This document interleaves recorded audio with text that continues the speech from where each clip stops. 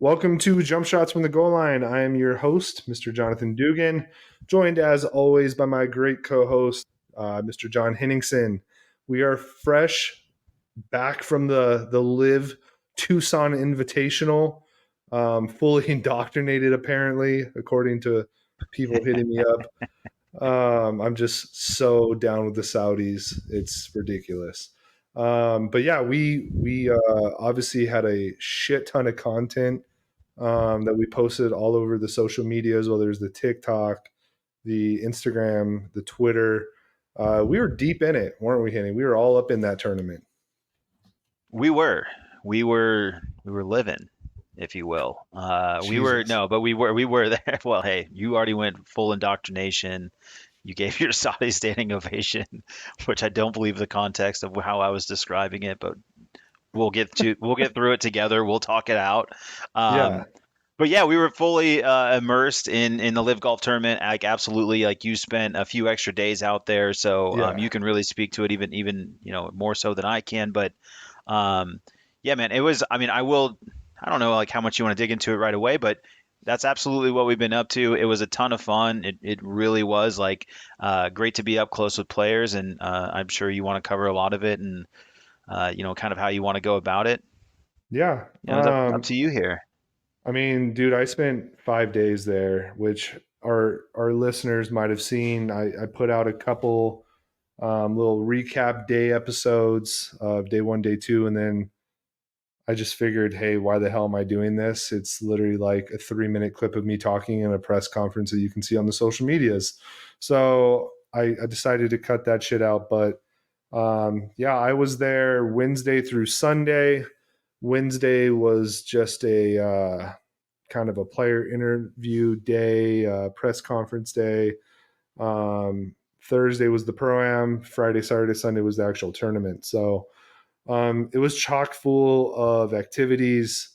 I walked 37 miles between the 5 days, which is insane. But it was incredible. It wasn't incredible because it was a live. I don't want to give people the wrong idea. Like, oh, this guy just must really love live. I thought it was dope. But it was incredible just because of the access that we were given, which I can give, um, kudos to live for. Day one, like I walked 9 holes with Bubba Watson, Cameron Tringale, Brennan Steele, Taylor Gooch, and it was incredible. Like we had our our good friend James Rodgers with us, and he's a little bit of a wild card, as Henny knows. He golfs with him. I work with him, and you just never know what you're going to get with James Rodgers, and in sometimes the best ways. And we had done the press conference in the morning with Phil Mickelson, which old lefty. That was cool as that goes. I mean, doing that alone was awesome. But then got some lunch, and the players were doing their practice rounds. So we head out there, and we're like, well, let's go see who we can find. The first tee that there's players on. It's the four I just mentioned. Obviously, I'm super excited about Bubba Watson, two-time Masters winner. I didn't grow up watching him, but I mean, the last 10 years, he's been very relevant, obviously, right? 10 to 15 years. And we saw them just, doing a little foursome. And so James and I started watching them, and they were heading off to the next tee box. And James got the great idea of like, hey, well, why don't we just follow them onto the course? And I'm like, dude, what the hell are you talking about? Like, they're going to kick us off so quick. Like, there's a big ass sign right there that says players only. And James was like, dude, what's the worst that they can tell us? Like, just to kick rocks, like we would have done anyway. Right, and So, can I jump in? I would just jump in because like this. Let me zoom out for everyone else too. Like we had no idea sort of like what sort of access we were going to have, right? right, And then yes, I think like lo and behold to you, and I just kind of want to make this clear as to like why, because again, this would just ended up being a really cool access like for us. Like this to me reminds me of like spring training when it's like that quiet day and you get to talk to that player through the fence and all of those things. And essentially Dugan arrived, had no idea. James was kind of brave enough to kind of push you in that direction. Crazy And enough. then I guess like then what ensues in terms of your access to Bubba and again some of these players that of course like the Live Tour has this great roster and like there is a lot of names. So just to share from there and just so you're not telling the whole story from your side because from everyone's perspective, we were kind of surprised and thought this was like really cool. Yes. Like we didn't know Liv was going to be generous with access in this way. Yeah, and let me backtrack real quick because you're right. Like this was obviously Henny and I's first ever like media credentialed like sanctioned event that we have covered through our podcast, right? So going into it, especially coming up on the 1 year anniversary of the pod, we're just like, dude, let's just go do this event. We're both like, you're obviously more of a golf fan than I am, but obviously I just, I golf and I've watched golf loosely the past my whole life. And it's a So I was like, Tucson event. and it's a Tucson event, right? It's a cool way to just show off our city. So we were like, fuck it, let's do it. And you're exactly right, dude. Like we had zero expectations. If we would have gone and all we got to do was walk the course, like everybody that just bought a ticket, we probably would have been happy. But lo and behold, we were like freaking ESPN out here. Like we got all the access in the world. But I do want to be clear. What James did was not allowed. This was not something that Liv would have been cool with. I want to make that abundantly clear.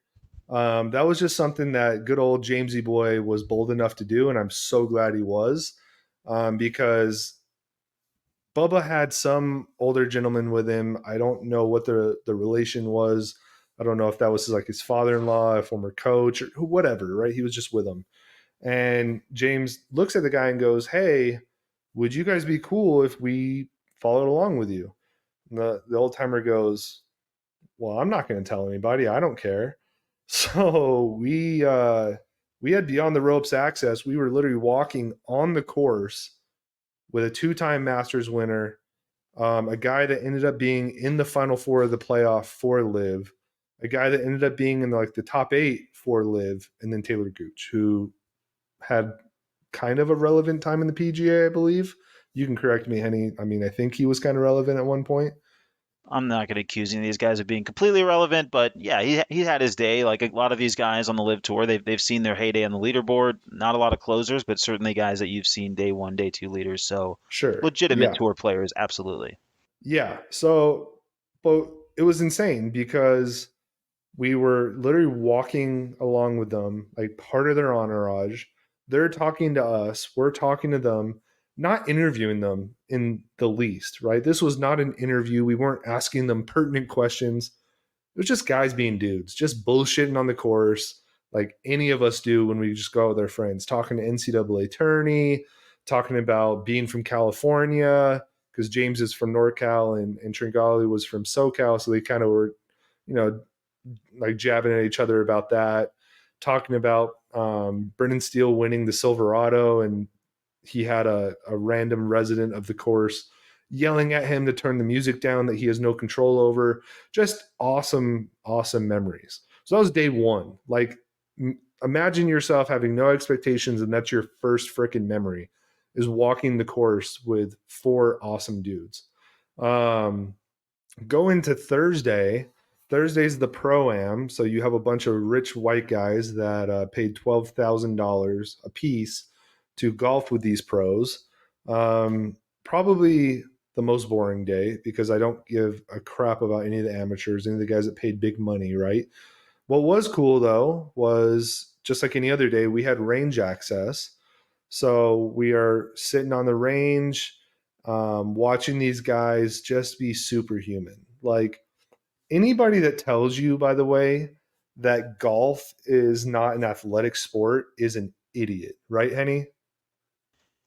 Yeah, I mean, like, look, I mean, you'll even hear Max Homa out there saying, like, is it like an athlete? Like, it's hard. I think he, like, tongue in cheek, knows that he doesn't want to line up and run lines with Kevin Durant or Reggie Bush or name your guy. Right. However, it's still an incredibly, God touch talent thing that they're doing. I liken it to baseball.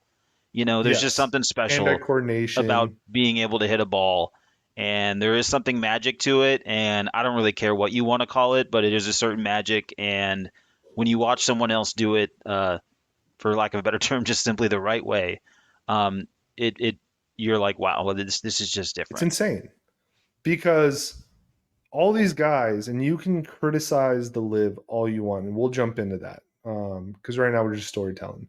But all these guys are like somewhat accomplished on the PGA. Like they've, like Henny said, have been on a leaderboard or two.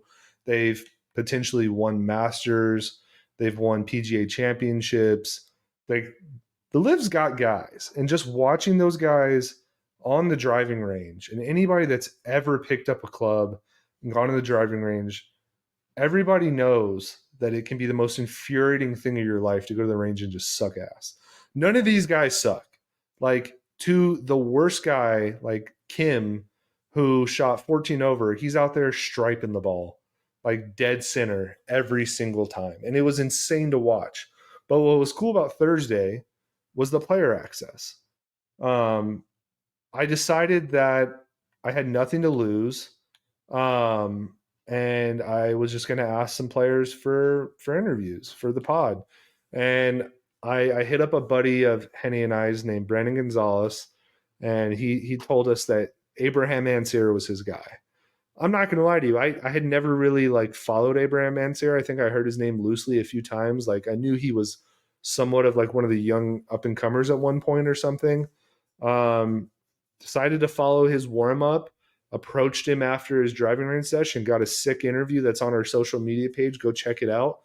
And that was just kind of the start of a beautiful thing. Because from there, we went to the press conference, or I went to the press conference that day for the Range Goats, which is Bubba Watson, Taylor Gooch, Harold Varner, and Peters.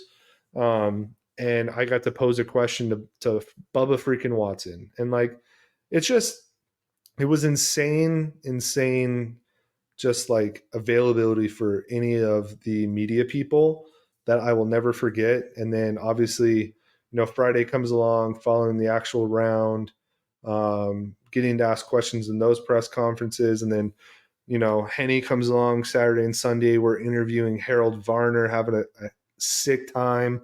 Another one that's currently on the social medias, Cameron Tringale, same thing. And it was just sick, wasn't it, Henny? Yeah, absolutely, man. The access was awesome, and so I think like just starting with the good, right? I mean, from our perspective, right? Everybody on the Live Tour was really nice to us, really kind to us.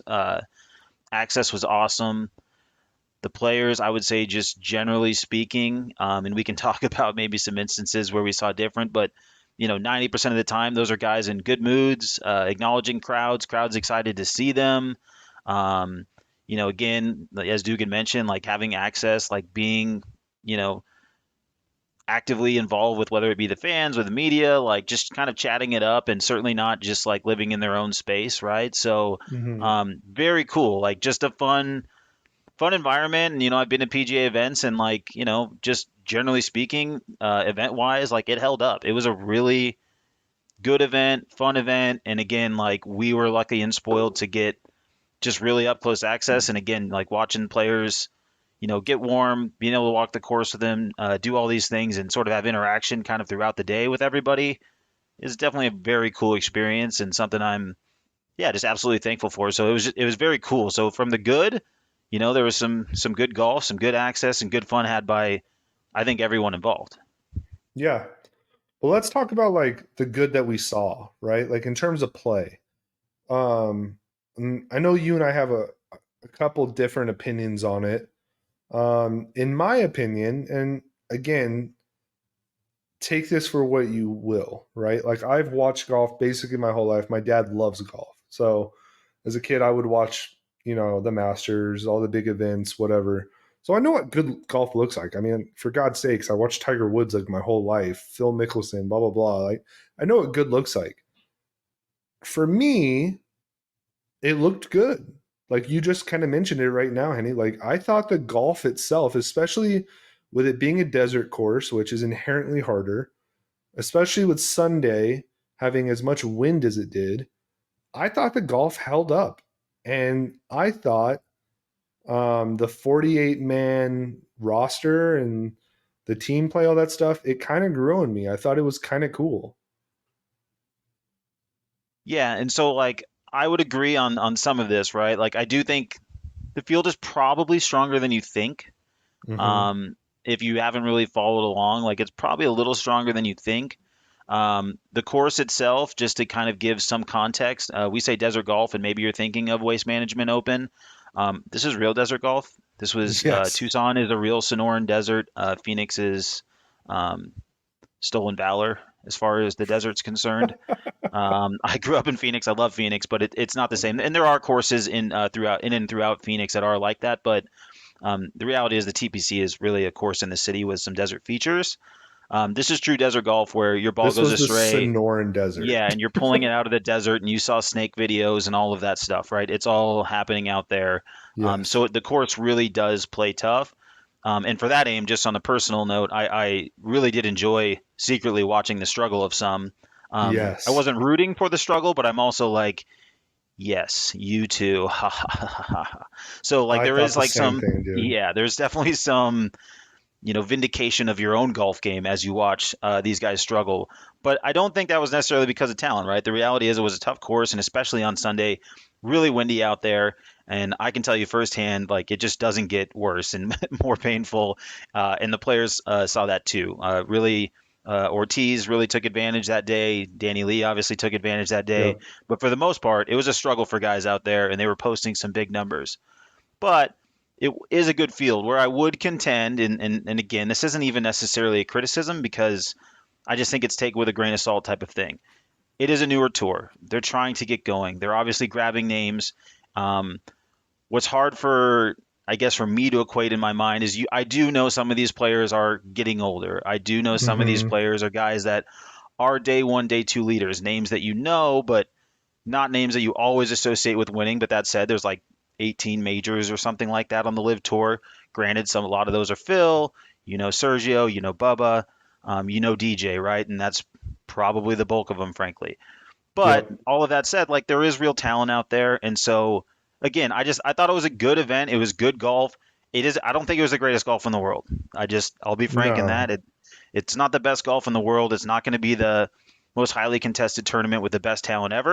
Yeah, you're not However, watching the Masters, you you know. know, in comparison, right, the Valspar Championship was going on, and that wasn't the strongest leaderboard in the world either. So, Right. yeah, it was good competitive golf, um, and so there was some good golf being played there. So yes, to that with the good, to the experience, good. Um, I don't know. What else did you feel like? Were there other things or aspects that like pulled to you that made you like it or that you thought were strong? Yeah, the team aspect was something I think both of us going into it thought was like kind of corny. Like, okay, dude, like golf should be the ultimate mental, like individual, like sport. You know, you pull yourself up by your bootstraps. Doesn't matter if you have a bad day. Like, you're ultimately in charge of, your own score. Blah blah blah. But I will say, the team aspect of it did change. Like, my opinion did change throughout the tournament. First, seeing like the range goats, how they interacted with each other and their like genuine like friendship with each other was really cool. And it's not something I think you honestly see on the PGA a lot. Um, Seeing the circle jerk for Sergio Garcia championship Sunday, by all the young guys showed that they actually care about the team stuff, which was cool. But for me, the team stuff really came into the lens with the playoff. Like, and Henny and I watched that from the media tent, and just seeing like Kevin Na, who is very accomplished in his own right, like be on the edge of his seat and rooting for Danny Lee, or seeing some of the other guys just honestly root for their guys in a playoff that like they should in any other circumstance not give a shit about. That part of it did grow on me a lot, and I think will have some merit, and I think it plays a little bit more to like the younger crowd. And that's why I think if Liv ever does have legs, that might play a small part in it, because I think that kind of shit plays really well for like especially younger kids that want to follow something. like team stuff really plays well. But also I think like anybody that's ever played in a scramble can also kind of get behind that too, because it's like, all right, well, I'm pulling for my guy because like even though we should be competing with each other, like, as a team, I want to see us win. I don't know if you had like the same opinion, Henny. Like mine really did develop more and more throughout the weekend. Yeah, so I think both. I see it kind of both ways. I do think it's sort of like what they have to lean into, at least here Yeah, they have to initially, be because different. I just I don't know otherwise. However, I will say is just like someone who watches sort of a traditional tournament and is used to that, like as I'm following it around, it's telling me the fireballs are in the lead while I'm basically confused as to kind of where everyone else is at in the field for the individual. Hmm. And that's still like where my mind gravitates to, and I ultimately want to see who's winning that tournament. So I also found it like very distracting, and Yes. almost like forced in some ways. And like, and to your point, like the relationships weren't forced. Like that was very cool. I mean, I thought there was a general camaraderie amongst the live players, and I actually presume that's because they're bonding because they're basically trauma bonding, right? They're getting thrown under it Yeah. quite a bit. Yes. So I think uh, that bond is very real, and they're going to continue to have challenges as just depending on like what reporting you see and whatever. But they're having growing pains, obviously. I mean, that's gonna Yep. which makes sense. It's a new tour, it's a new thing. I would never have expected in one year that you're not going to take over the PGA Tour or even become its legitimate rival in a matter of 6 months or a year, right? I just don't think that's the Hmm. reality, which is why they might have to lean in. But I do think there's things that can be tweaked because it was a bit confusing with the shotgun start and as to where and who's finishing and how do I even go to follow Danny Lee if I think he has a chance right now, or how do I get to, do I need to get from 17 to 3 now because that's where they're Yeah. finishing? So some of Yep. that stuff gets a little tough, and maybe from I haven't watched. One thing we haven't done, and I'd said maybe I'll be a little bit more interested to peek in, but we didn't watch a lot of broadcast. We did watch it, as you mentioned, the playoff, Yeah. in that sense, and it did give a different light. But so there's just like some things, like I don't know, like some of it makes sense and some of it kind of drives me crazy. So it's hard for me to say like whether I don't want to say hated it because I did like certain parts of it, but and it kind of almost makes sense that I had to lean into it. But at the same time, like I'm just so used to being like, who is the individual winner in golf? That's what I want to see. That's what I'm trying to finish with. And ultimately, I think the tournament like that, Danny Lee's still kind of the star of this thing, right? It's not really the Hmm. Fireballs, although I know they won. Sergio, Answer and the fellas there, but yeah, it's just interesting. It's different. I kind of worry about it, frankly, on whether it's gonna last, but it's no fault for the show they put on for the people in Tucson, frankly. Like I thought that was, as you They mentioned, did a good great golf. job. It's Yeah. but um, as the numbers come out and as we know, like it's struggling from a viewership standpoint, Big and unless time. that changes, I don't really know what the answer is there. Yeah, dude, I agree with you. The shotgun start wasn't great, especially for that course. So I was talking to one of our mutual friends at work about that, and like that course is not very like friendly to navigate around. Like you either are gonna follow the front nine and you're gonna stay on it. And if you get sick of being on the front nine, there's like one fork in the road at the very ass end to go to the back nine. And like it's not easy to move around, and like if one of the players like a Danny Lee gets hot and you're like you said you're on 17 and he's on 3, good luck, pal. Like it's a 30-minute walk to get to homeboy, and by then he's already on hole 5, right? So that wasn't like my favorite part. I get why they do it, because obviously it's like golf but louder, don't blink or whatever they say, and like they play quick, which was nice, by the way. Like the whole like the idea of it being like 54 holes instead of like 4 days of golf, I actually thought was kind of cool. Because at least for somebody like me, when it's 4 days, like that first day, like I could give a rat's ass about watching, right? Like in fact, I really don't watch all the way through until like championship day. And whereas like with Live Golf, it was nice because like there's constant action. I think you and I talked about it too, right? Like, or it might have, maybe it wasn't you and I, maybe it was somebody else. I talked to so many people about this, but the fact that like, um, the people playing in the morning don't have an unfair advantage to the people that tee off in the afternoon. Yeah, I we think that talked about was that. you, Yeah. huh? Yeah, we were talking about that, which I do think is a cool aspect, right? From a competitive advantage standpoint, um, there really isn't one, right? I mean, of course, you can still argue, like, as mentioned, or as we were talking about too, as I'm like, well, Danny Lee's going to wrap around and he's going to have that par five that everybody's been getting, so he has a chance now to birdie finishing, on quote unquote like one, which is his 18, but truly Yep. hole one. And so it does create just like different elements, which Yep. like you can probably get used to, good or bad or what have you. But I mean, I think that's just where I struggle. At the end of the day, I come down to like, you know, is a traditional golf guy going to transfer his allegiances? Mm-hmm. And I think probably no. And then I think it's like a hard pill to swallow to just like relearn into kind of a new way to navigate Yep. and watch golf, unless they really fully get the star power or really change it in a way where the team thing is so exciting and so thrilling, that you're like really convicted to change. And so like, though it was like a really good experience, I ultimately kind of think like I kind of tend to believe this is still going to be a failed experiment. I mean, I'm not, I'm not rooting against it. It has nothing to do with the experience I had as far as like an event live. Awesome. But Yeah. I can't, I'm having a hard time wrapping my brain around people actually like converting. Yeah. It's just one of those things, dude. Like number one, it's on the CW, which who has the CW? Nobody, right? Like you and I talked to that Yeah, we old had guy, and he had conversations. Yeah. yeah, this old guy had Nothing. no idea what the CW even was. And frankly, if you don't watch Supernatural or like Buffy the Vampire Slayer, you probably will never know what the CW is. So that's a tough look.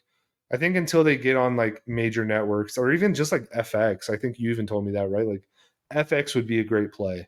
Um, it's just it's going to be so hard to ever compete with the PGA because like nobody's going to go to the CW to watch Live Golf.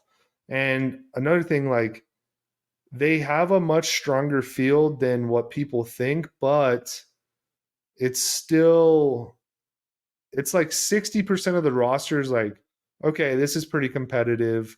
A lot of very recognizable names. Some guys that even if they were still in the PGA, they'd probably still be competing like a Cam Smith. But there's that 40 to 30% that's pretty bad. Like Yeah. the Kim guy shooting 14 over in Tucson. Like that's insane. That's so bad. Or like Richard Bland, who we made fun of all weekend. Like I'd never heard of this guy in my life, and he's playing live. Or like there's just a few other guys that like they would have no other spot. You'd never know their name if they weren't on live.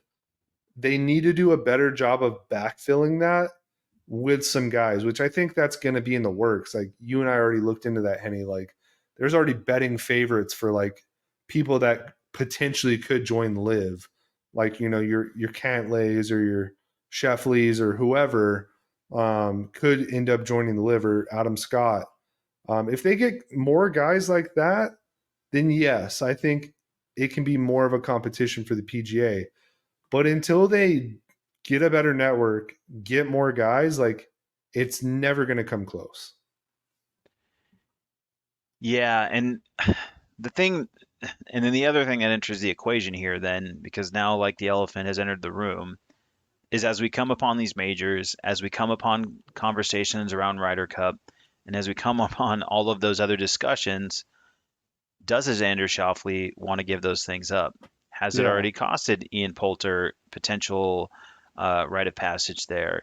There's an article today about Charles Schwartzel and how well he's playing independent. If you go independent of the world ranking system as it stands today, would he be ranked higher? Very possibly based on some metrics, depending on what sort of weight you put on the Live Tour as he's playing well. Um, but he's not invited to the Masters, right? And it's very easy for them to turn a shoulder to him. I think for the guys that are Dustin Johnson, I don't- for Phil Mickelson, for guys who have much more history with the PGA. For them to go back, I think is probably a very different conversation than how they can simply close the door to some of these guys that you're talking about backfilling the live, right? So um, that's what's tough, man. And that's like where it's like there was an initial big money grab, but now if money is drying up, if they are tightening it up because they actually want to run it like a business as opposed to, we're just going to continue to throw money at this thing, which seems to be some of the reporting. I don't know how real, and I don't know. Like the real answer is I don't know. But if Yeah. that is how they're going to operate, then it does complicate things because am I not leaving for some sort of money grab situation, like where there's a big grab and a big check for me just showing up? Though there's certainly big purses, like right, Danny Lee won $4 million, which is as good as any tour event you're going to find, and in fact, in Yep. many cases, better. Um, you know, it just comes with a lot of inherent risk, and unless you can alleviate that, coupled with the money, coupled with like starting to see some traction towards success, how do they continue that momentum? Right. And the truth of the matter is, right, like there's always going to be fans that hate the live. Like, believe me, they were in my DMs on Twitter, on TikTok, and they're always going to go right to the Saudi blood thing. And look, we're never gonna like give you an opinion one way or another on that because we're both, and we talked about it a lot. And this is the only reason I'm speaking for both of us. We both know like Saudi Arabia has done questionable things, but at the end of the day, like I'm not going to get into the political like draw of it because at the end of the day I cover sports and like this is just another golf league and like I don't think it's got to be a competition either. Like I don't think you have to be team PGA or team live. Like just enjoy golf. Like it's a different form of golf. Go out and enjoy it. Don't make it of like, oh well, yeah, you follow the live, like you're un-American. Like, dude, no. Like, I guarantee, like the MLB has some ties to Saudi Arabia. I guarantee the NBA has ties to China. Like there's tons of different political bullshit things you can get caught up in, and if you choose to like divide yourself and be team A or B, like you're missing the point and you're missing out on a fun event. Because honestly, if like Henny and I would have taken a stance this weekend and been like, well, we're PGA guys, we're not going to even try to enjoy this, we would have missed out on a lot of fun, wouldn't we? Yeah, and I think that's kind of like if and again like I probably much like you just said, like I don't want to speak for you, but I think in talking about it, it's just about like right, where do you draw the line and where don't you?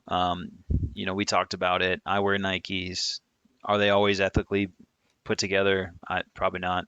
I use an Right. iPhone. Is it always? I don't, probably not, right? So there's like we can always like kind of play that game and back and forth. So Yes. as you mentioned, we just kind of chose to take it as what it is, and for the players themselves, right? And really that's what we were there to cover. I mean, we're not there to like cover like necessarily even the live tour for that matter. Like to me, it was about like getting to kind of like talk to some of those players, see some of those players, and kind of understand just where they're coming from. Kind of Yep. without the political noise, frankly, which I get. Like I like honestly too, if you decide you can't support it, be a part of it, whatever, like cool, I get it. Like no problem with you taking the stance on that either, from my perspective, anyways. Right. If that's going to be you, fine. Like it's not me just because I simply just don't know where the lines exactly are supposed to be drawn and when I'm supposed to turn like my Yep. ethics and morals on and off, especially when it just comes to like where the dollars came from. Mm-hmm. I can only kind of judge what I'm seeing right in front of my eyes and sort of that sort of thing.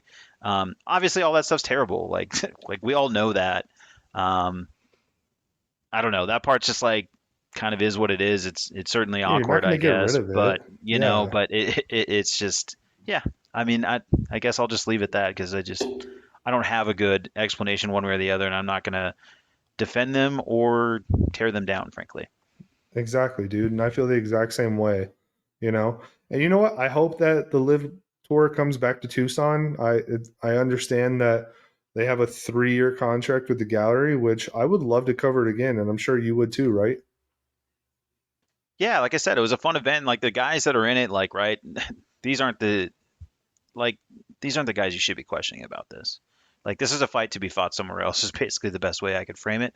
Yeah. And yeah, man, I'd be happy to, see some of these guys just having a good time in Tucson playing golf, like sharing the camaraderie. Because there was, again, like the best part about it was honestly in a lot of ways, was just the relationships you could see that the players had developed, like kind of within their tour. And again, like probably in part because they're battle tested as they're being picked at together for just trying to do something different. And frankly, like guys on the PGA Tour, and I do think there's a lot of like fake bad blood out there in terms of like the way the Yeah. media is creating these rivalries. Like, yeah, of course, there's going to be some commentary and a little shot here and there, but again, I think all these guys genuinely, at the end of the day, like each other. I don't think anybody's really spitting in anybody's face here.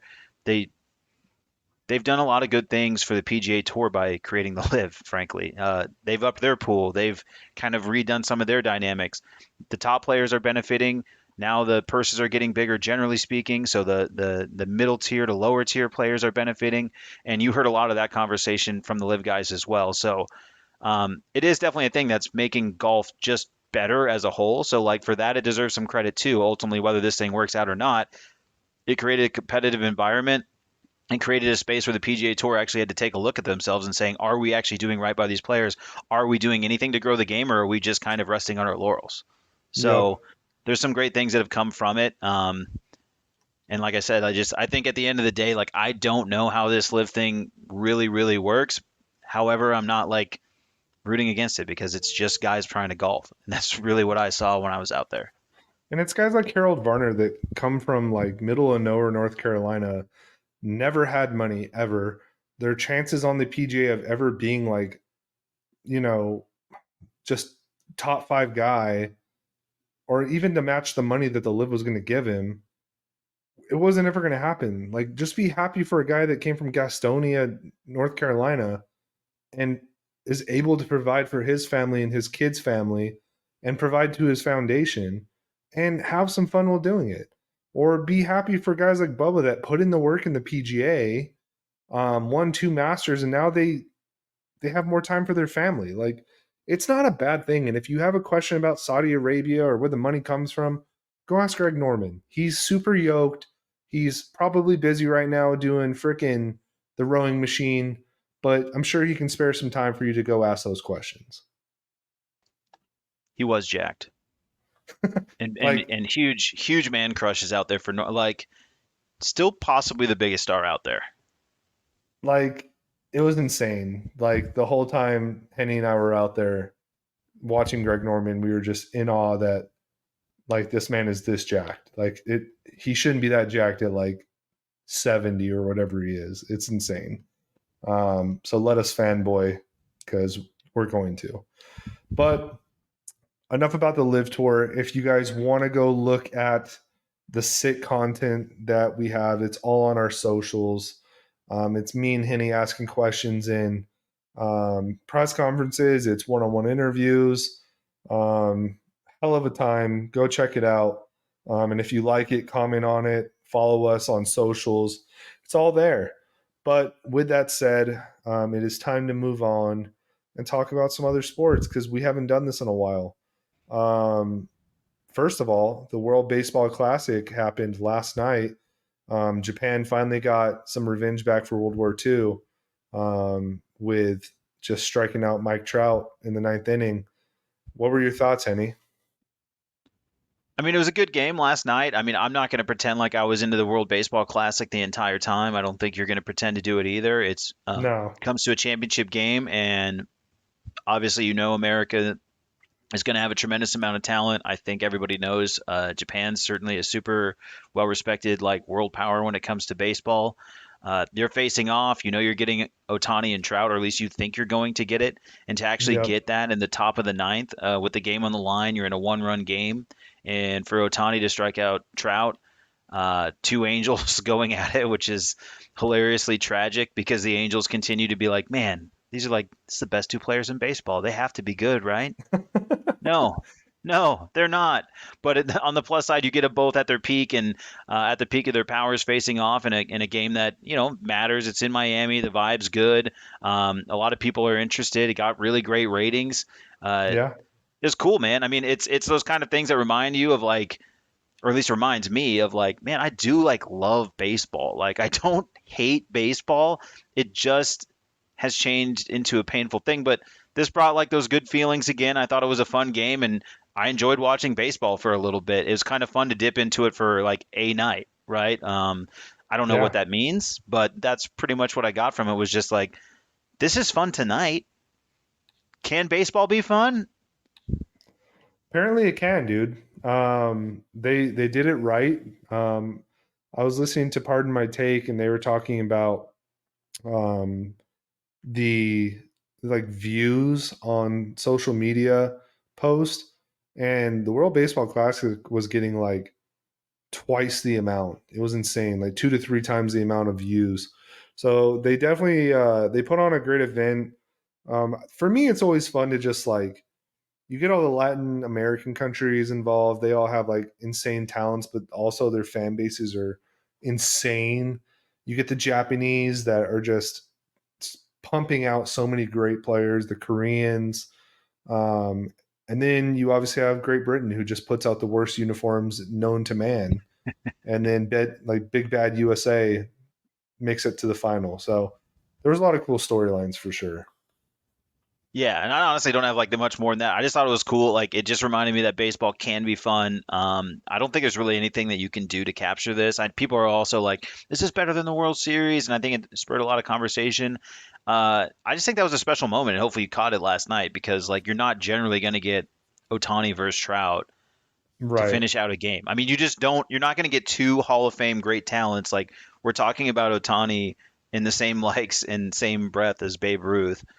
Mike Trout is like that guy who's like, is he the best, outfielder since Mickey Man? Like, whatever, right? You can compare these guys with all-time greats. I don't think the World Baseball Classic can always promise to deliver that. I've watched it Right. fall completely flat. Not that it's ever been a bad product, but like, right, you might get two teams that don't have the interest level.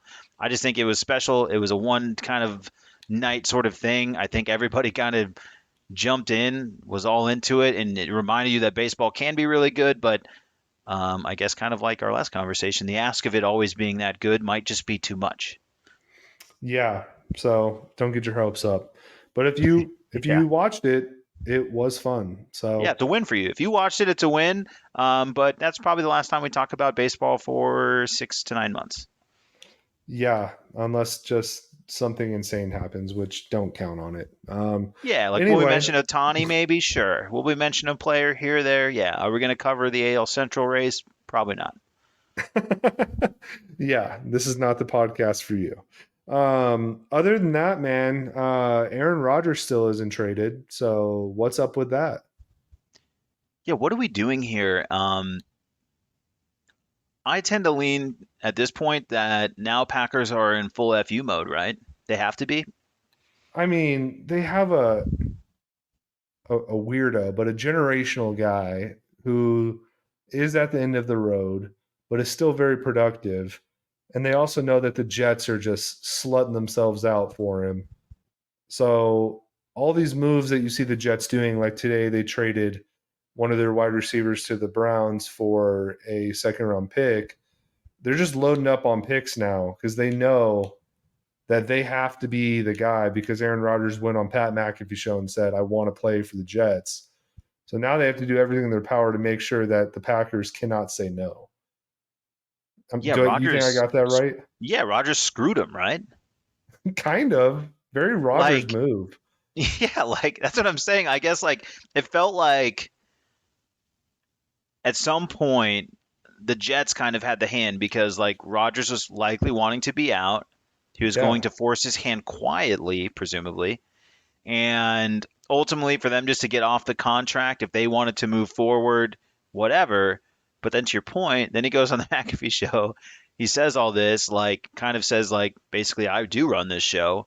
And now I feel like he just poked the beast. You know what I mean? I'm like, well, but you don't. This is the NFL. Like, you don't really get to just say whatever you want, like, and not have any sort of like recourse from owners. Like, I just don't understand. Like, I feel like they've like he's overplayed his hand here, and now he's going to put himself in a position where some of that great talent level or the draft capacity that the Jets had, He shifted the leverage like an idiot, and now is going to have to, it's going to be expensive for him to get there, essentially. Yeah. Yeah. And what I thought was hilarious was like Aaron Rodgers talked about going into his darkness retreat and being like 90% sure that he was going to retire. But then he also, on the same train of thought, was like, man, I wish I would have known that the Packers wanted to move on from me, because, that would have been nice. Number one, Rodgers, you should have known. They drafted your replacement 2 years ago, and you've just been like blackballing them into keeping you for 2 years. And two, you just said you were 90% sure you were going to retire. Like, this guy is such an egomaniac that, like, the moment that the Packers decide to do something for themselves, he's like, whoa, wait a second. I didn't sign off on this shit. Let me go on a nationally recognized podcast and make sure I get to pick where I go. Like, I love Rodgers as a talent, but god damn, dude, like, this guy's such an egomaniac. Yeah, and I think I just got to say, like, this is getting funny though, right? Like, I mean, I think he screwed himself, and now I feel like the Jets roster is somehow going to be more depleted when it should have been. When this, like, I feel like this all could have happened very quietly, and they really could have, like, the Jets really could have gotten a steal. The Packers would have been happy to move on, but they did. They just, like, they poked the bear, and now I think they got themselves a street fight with the Packers a little bit, and so now they're going to try to take advantage of every single piece of this with the Jets, because why wouldn't they? Like, eh, eh, this this is insane. This, I It mean, was, right? Ultimately, Kevin Durant ended up having to be traded for a lot. yeah. He did try to force the hand and blah blah blah blah blah, but at the end of the day, he was an expensive move, and I feel like that's kind of the corner Aaron Rodgers has painted himself into a little bit here, and it's an interesting move, and I think it's all tied to, like you said, he's just like an egomaniac, sociopath, weird, freaking guy, It was also hilarious incredible that talent. there was a rumor that Aaron Rodgers had sent a list of demands to the Jets of like, these are the players I want to play with. And shit you not, within like 30 minutes of that rumor coming out, the Jets had signed at least one of the guys. like it's the story of one team just being so hot and horny for Aaron Rodgers, and then this guy just being like on the ultimate power trip. And Bonk it is so funny to watch. Yeah, bonk. I know. Sorry. Hot and horny is for the Jets. Bonk on the Jets, not on you. It doesn't go on your record. okay. Cool. We're still good then. But like it's the story of two like faces of the NFL. One being the Jets, they're just so starved for like any level of success that they will like whore themselves out to anybody that has like any modicum of like success themselves. And then Aaron Rodgers just taking advantage of the poor Jets franchise. I would love to get like a sense of how Jets fans are feeling right now, because you got to feel a little bit of one held hostage, but also excited that Aaron Rodgers wants to come to your team. So I would love to hear that from a Jets fan. Yeah, it's going to be Rodgers, and then there's the Odell Beckham Jr. rumors out there. They're already ready to play together. But again, as these articles and like leaks continue to come out, I'm like, so do the Packers just have to trade you though? Like, remind me how this works again. No, they don't. Oh, they don't have to. Oh, okay. Well, so what's the move now, Jets? I mean, that's what I'm saying. I just feel like this has been completely botched, and it's all from like a PR standpoint because, as you mentioned, like Rodgers is just a sociopath. I don't mean I. What is wrong with this guy? And like, I just don't understand this entire situation. And to your point now, the Jets are now held hostage. They like kind of have to do it from their fan base perspective, right? You have to. I think if you're a Jets fan, you have to be all in on this, and you're just like now screaming at your TV or staring at Twitter, going, "Dude, just figure this out. Like, just make this end. Like, get him here, and if we get him here, like, whatever, we'll figure it out after that." Because what they've always needed is a quarterback. So I think you just have to be all in the same way. I mean, it really just reminds me of the KD thing where I'm like, I don't care, man. Mikhail, whatever, do it. I don't. I just at this point, we need to go for it, And I'm sure that's Yeah. where Jets fans are at, where they have to just be losing their mind, pulling their hair out, being like, let's not continue to like play this into a corner and make it worse. Like, let's just get this deal done. Yeah, definitely. I think the Packers should just say, "Hey, we're going to trade you to the Falcons. Good luck, bud. Thanks for all the success." That would be hilarious. So, That's where Lamar's going. um, That's why. Yeah, good segue there, pal. You want to speak about franchises being held hostage? Lamar Jackson, good lord. News came out yesterday that apparently Lamar Jackson has an unsanctioned representative reaching out to teams offering Lamar Jackson services. And apparently, Lamar Jackson has no interest in coming back to Baltimore. So, this whole situation is just completely fucked. Lamar Jackson could get in trouble for having a non sanctioned person negotiate for him.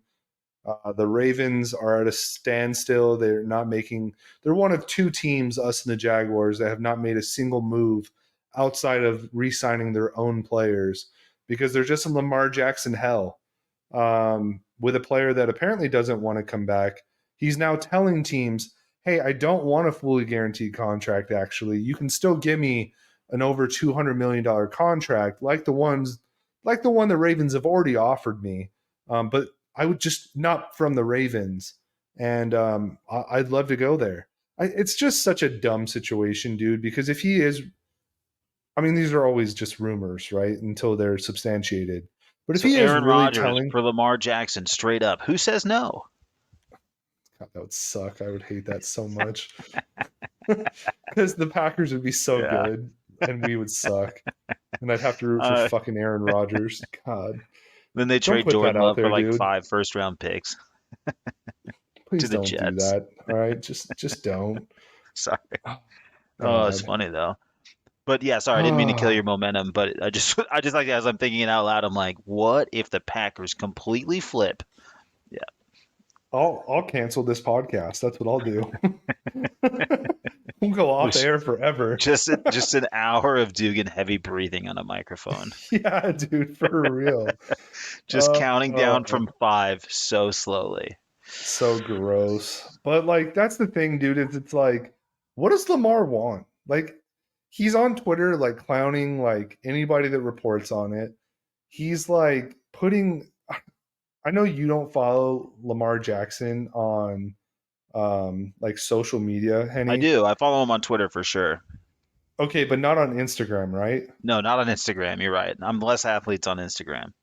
Well, if you ever wanted to just like be confused as shit, follow Lamar Jackson on Instagram because he puts the most cryptic shit in the world on Instagram about like happiness or like people backstabbing them or whatever.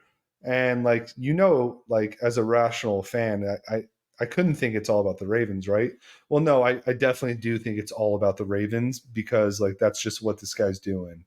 It's insane, and just this whole like saga is driving me crazy. Unsanctioned reps reaching out to teams, rumors of Lamar not wanting a fully guaranteed contract unless it's from the Ravens, and to which that point he does. Him shooting down like reports from Adam Schefter that the Ravens offered him like so much guaranteed money, or it's making my head spin. And he's still a Raven. Well, he's not. I mean, yeah, he is.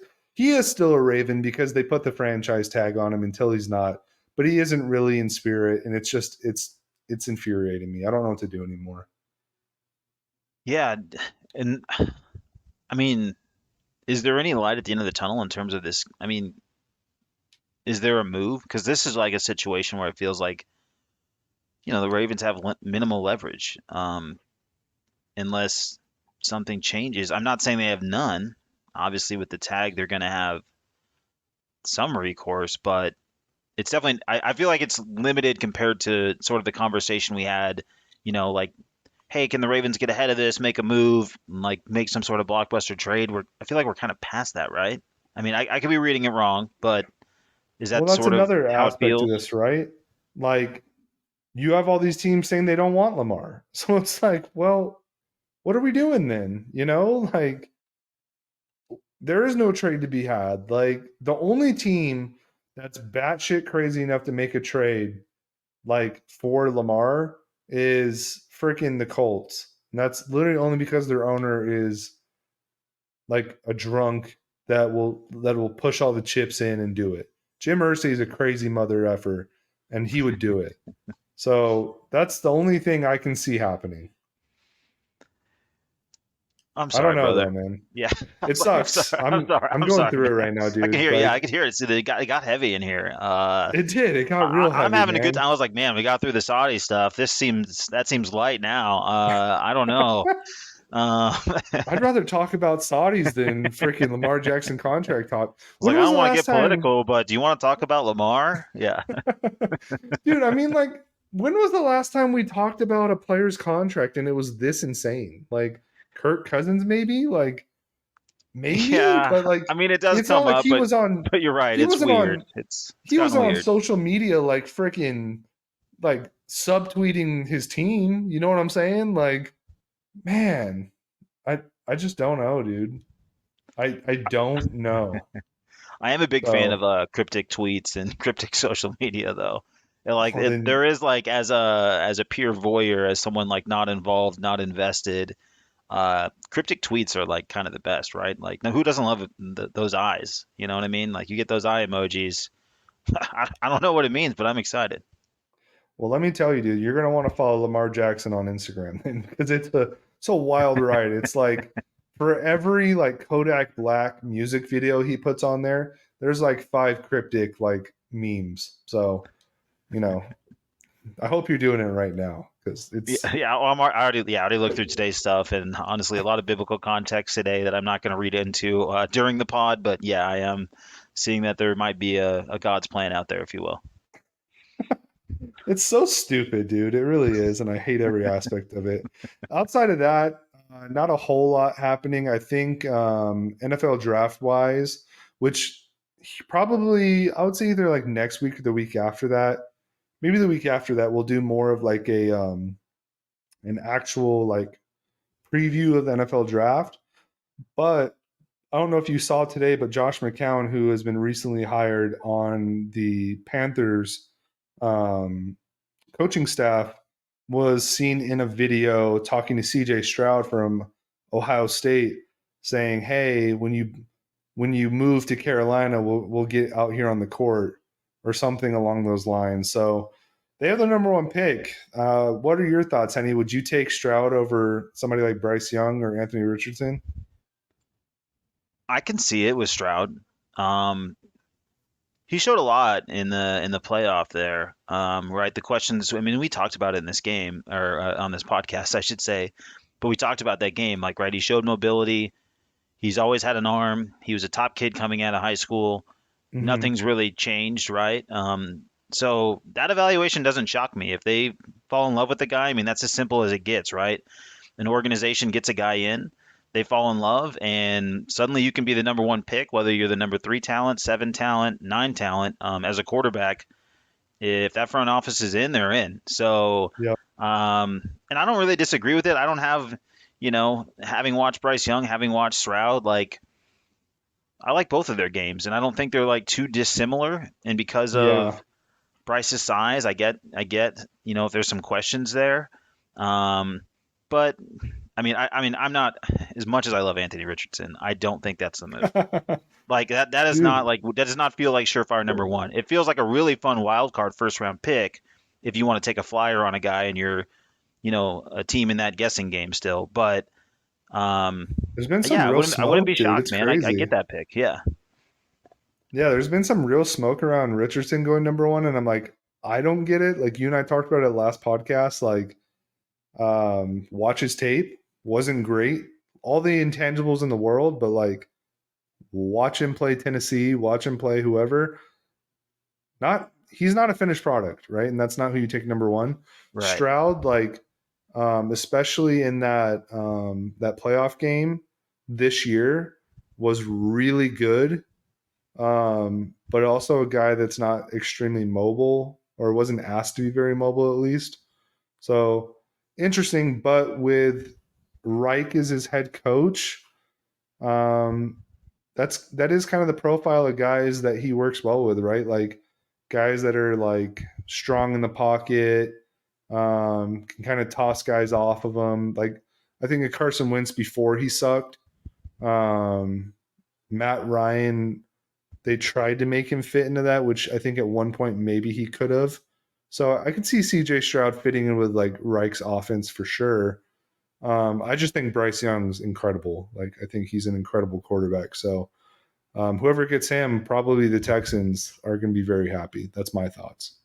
Yeah, I think there's a chance that there's just two good quarterbacks there, right? I mean, but I think With to a your point, potential like, third.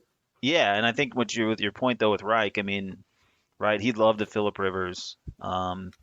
He loves that guy that can stand tall and throw, and Yep. CJ Stroud seems to fit that. So that's what I'm saying. I think you just get it. Like you ultimately are picking a fit, and so if they think that's the fit, I get it. But to your point, I also think Bryce Young is a pretty special kid, and I Yep. wouldn't bet against him either. So could be a really nice Yep. blessing in disguise for the Texans. Could be.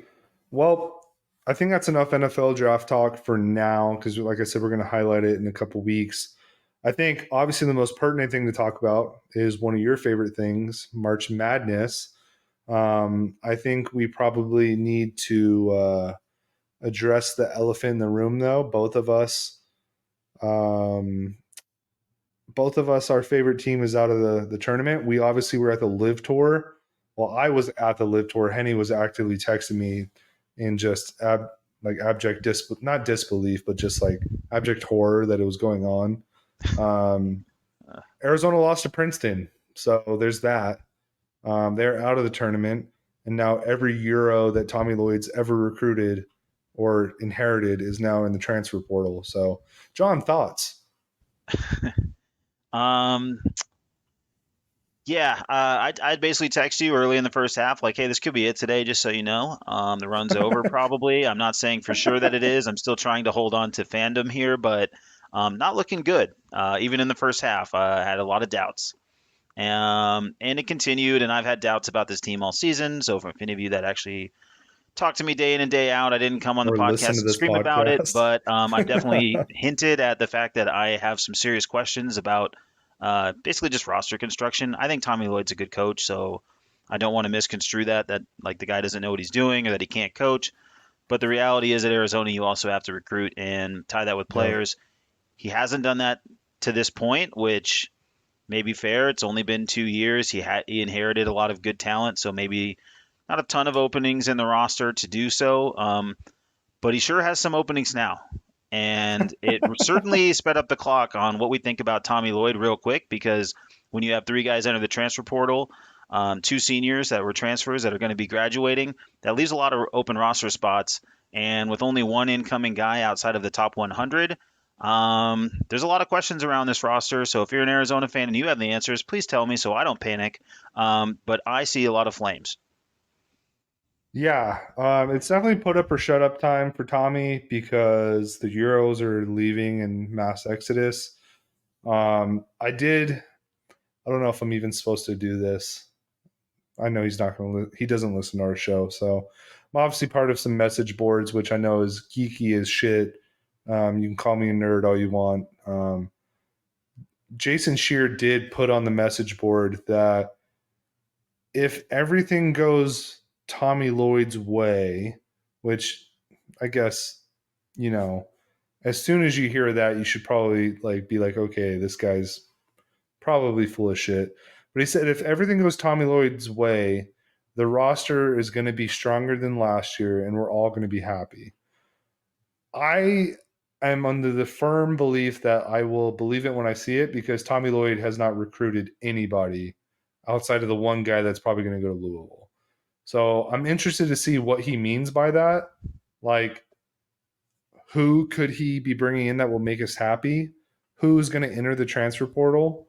Um, or who's going to decommit or what have you? I have no idea what to even think. So I don't know, John. Do you have any ideas? Like, what would make you happy as an Arizona fan for him to bring in? Just athletes? Yeah, I mean, right. The simple answer is I'd love for them to be more athletic, right? And to just have more high end, top end talent. Better But guard play? yeah, and I mean, it's hard to even specify like whether I want it to be guards, whether I want it to be bigs, or like what it exactly has to look like. Because to be fair, like maybe we haven't even ever seen the roster that Tommy really dreams and envisions running his system through. Yep. What makes me nervous is we just haven't seen it with him yet from a recruiting standpoint. What makes me optimistic is generally folks at Arizona get it done, right? So Yeah. there's a part of me that, of course, believes that they can just completely rebuild this roster. But I'm with you. Like I just have to see it because I haven't seen it with him um, in terms of doing that. I mean, he obviously brought in Kylan. Kylan's a really nice piece, but that's one guy. And there's one guy, Yeah. like as I mentioned, like currently a part of this recruiting class. I don't want to see it filled in with a bunch of transfers. Again, if the transfers are the guys from Kentucky in their second year and Kansas in their second year, and some of those guys, like maybe I envision this a little differently. Like if it's But that if they're type of coming from transfer, Campbell, yeah. But again, yeah, exactly. If they're coming from that smaller school, if they were the leading scorer in the SWAC, that sort of thing, like no offense to those schools or those conferences, but like that's yeah, probably not it. We've seen that experiment. They're nice fill-in players that kind of hold you over for a year at one position or off the bench, but that's not how you build a roster that no, wins college basketball games. Like, right, outside of, in the tournament, like when it really matters, like, can they still win and be strong within the conference? Yeah, I do think that. I'm not, that's not really the concern. We saw them win the Pac-12 tournament this year, finish second in the conference, hover around the top 10, the entire year.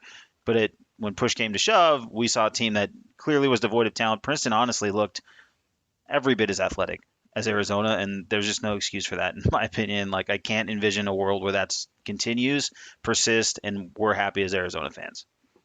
yeah, and not to shit on Tommy Lloyd, but I think Kylan Boswell was probably going to come to Arizona no matter what because he's an Arizona kid.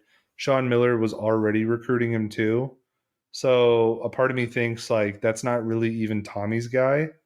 Like that dude was coming to Arizona no matter what. So I don't even know if I can give Tommy like Boswell. You know what I mean? And he was like scared as shit to play him most of the year anyway. So I don't really want to give him Boswell. Yeah, 13 Um, minutes in that game when we lost in the tournament when he was probably the least scared guy in the court.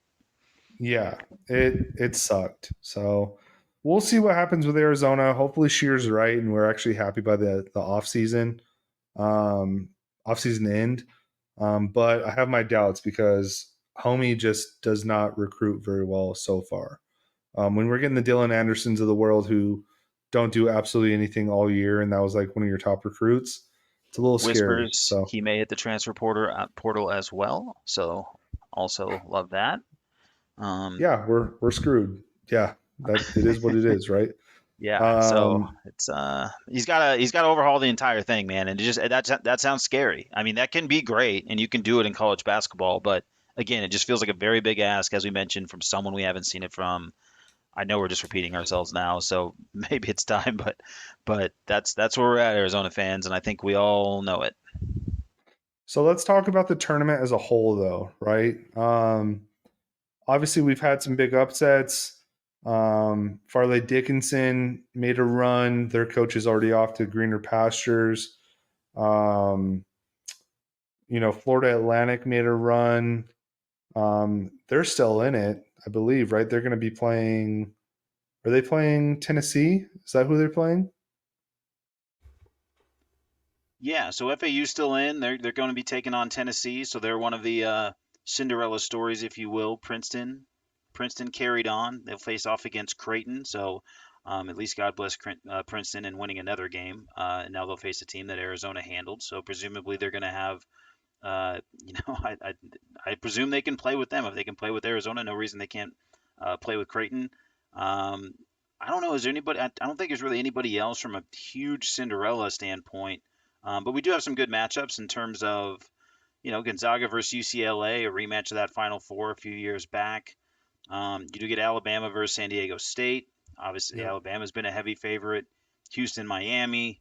I don't know anything really jumping out at you. Xavier, of course, Sean Miller is in the Sweet 16. Doesn't sting at all here in Arizona. Um, Nothing to see here, folks. But yeah, plenty of good matchups and plenty of good basketball being played. With probably the biggest thing really happening out of Tucson is simply that the Big Ten is still terrible at basketball. Yeah, Purdue really saved our bacon there by losing to a 16 seed. So thank you, Big Ten Nation, for that. We're forever indebted to you.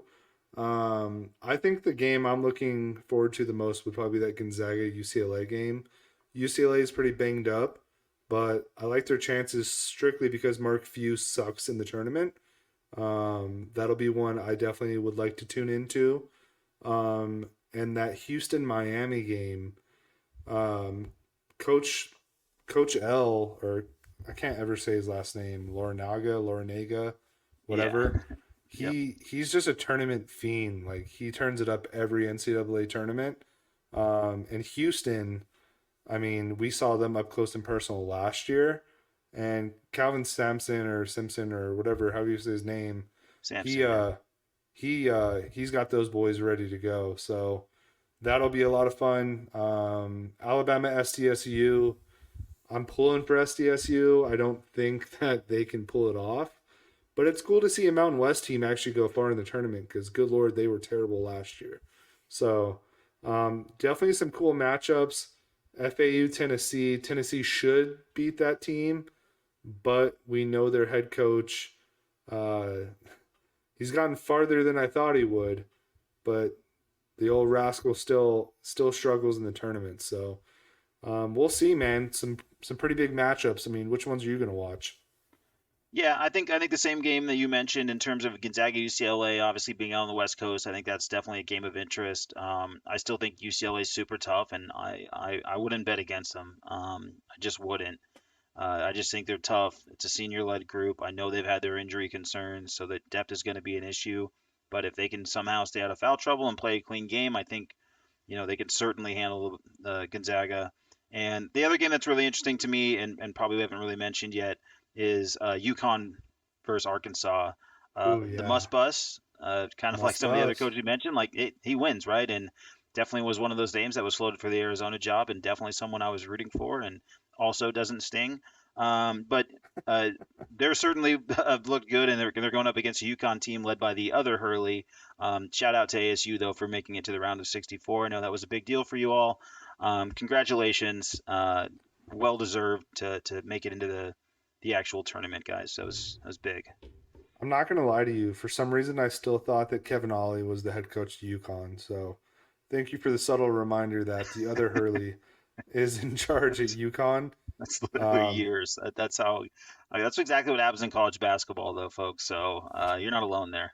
yeah, that's an awakening on this end of the microphone. Good lord. I was like, man, look at Kevin Ollie just keeping them afloat. But God, You're like, dude, it Kemba's still there, right? yeah, dude, Kemba's still there, of course. Is Rip Hamilton still shooting threes there? I don't know. Um, They no, won a dude, Final Four in Phoenix. I met Rip Hamilton, Jake Voskuhl, and those guys. So shout out. They signed like basically a beverage holder for me at a spring training baseball game, and really a revelation to me as I found out for the first time with my own eyes that there are guys that are just purely hoopers, and Richard Hamilton cannot throw a baseball. It was shocking to me to think that this was a superior athlete to me, knowing full well he cannot throw a ball. some guys are just athletes in one sport. They're not athletes in everything. So it's a good subtle reminder for sure. You can throw a baseball better than Rip Hamilton, but he can wear a face mask a lot better than you can. So there is that. I think with the NCAA tournament, it kind of is like a lot of the big name coaches are doing the damn thing, right? Like you mentioned the Must Bus, we mentioned Samson, even UCLA's coach. He's a big deal. He was great. I think he was at Xavier before, wasn't he? Cincinnati, the Cincinnati. rival. I knew it was Ohio, so Yeah, I was you're I was right on the there. You right were in the train. right game. There's a right rivalry. You were right there. And then obviously Sean Miller. You mentioned it doesn't hurt at all, but let me tell you, that's a painful sting going on right now in Tucson, Arizona, seeing Sean Miller get into yet another Sweet 16. Um, Out of the Big East, some more news coming out of the Big East is St. John's hired a new coach. Any idea who it is, Henny? We all know who it is. Rick Pitino is back, vindicated by the masses. Honestly, kind of a cool hire. If there was ever a coach to coach in New York City, Rick Pitino would be that guy. So that'll be interesting to see next season. But the tournament itself, um, I don't know, man. Who do you see coming out of it? is it Alabama and everybody else? I mean, that's kind of where I leaned in at the beginning of this tournament, but the tournament's been wild. So they've been saying it all year that it's wide open. I'm looking at this, and I honestly couldn't tell you, where the favorite is. I think it continues to be wide open. I don't think it's an accident that we saw crazy upsets. I don't think we ever believed that there was one team that was really head and shoulders above the rest. Alabama definitely is the team that most feels like that when you watch them. So that would probably be my lean. But having said all of that, the tournament's been wild. It always is wild, and generally you see you start to straighten out, and you kind of see the cream rise to the top over this next weekend. But we shall see because a lot of the cream is gone from this tournament. Yep, Duke is out. A few others have missed the boat, but I think it just comes down to something you always say, right? And you mentioned it specifically about Arizona. Like, which of these teams has the most NBA guys? And honestly, it's Alabama, right? Like, their team is just chock full of athletes, chock full of scorers. So I wouldn't be surprised if they make it all the way. But I wouldn't, like you said, I wouldn't count out some of these other teams that just have really strong rosters, like college rosters, and good head coaches. And that's kind of what the rest of these teams are. So it's going to be an interesting weekend. It tips off tomorrow. By the time this episode airs, tonight, if you want to, go off that.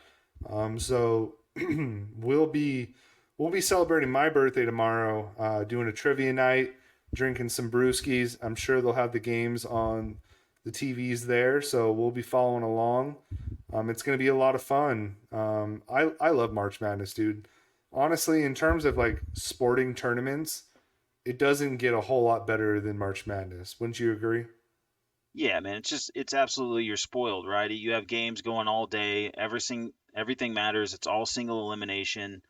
So you're just getting the best of the best, man. It's just pure competition, do or die, and yeah, there's just nothing better, man. Like watching, I had as much fun watching TCU eliminate ASU as I did anything all week. I'll just say that. And certainly I had some investment there, but the reality is just games are great. Like you end up with a close game, and you end up with a buzzer beater situation or a game that comes down the wire, and whether it's watching a team Virginia make a ridiculous turn, like one of the worst turnovers I've ever seen in my life.